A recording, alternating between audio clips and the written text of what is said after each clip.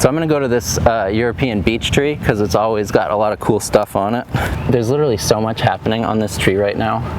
It's actually wild. Looking at right now is a incredibly like fuzzy aphid, or maybe like an adelgid. So its face is tucked down into the tree and it just looks like a little wisp, but it's actually a living little creature.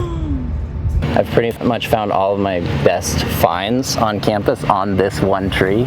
My family, they were kind of naturalists and they were landscapers, and basically I was mowing lawns and digging holes and mulching when I was like 7 years old. I always thought beetles were cool, and I started with beetles and then kind of branched on from there, and I was like, oh, everything with any amount of legs is cool. That's more than 2.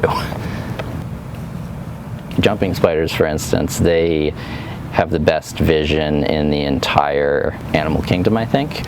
Do you wanna head to Hubbard, and because I see a lot of cool stuff on Hubbard pretty regularly.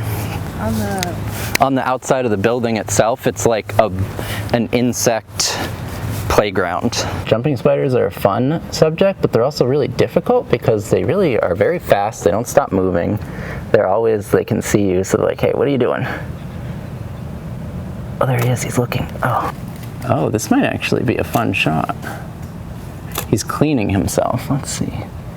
But I think like some of my inspiration for photography is I think these subjects look amazing.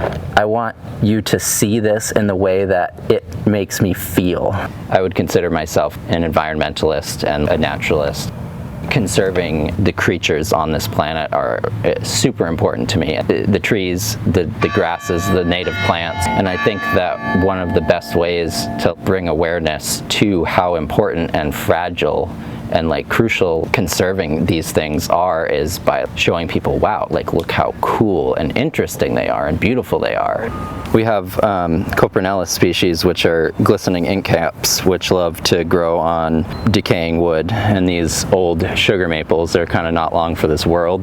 Not only are they a great spot for mushrooms to get some food, but there are gigantic wasps that are actually using their ovipositors to lay eggs in the holes that have beetle larvae in them. Wow, there's a lot of stuff going on this tree.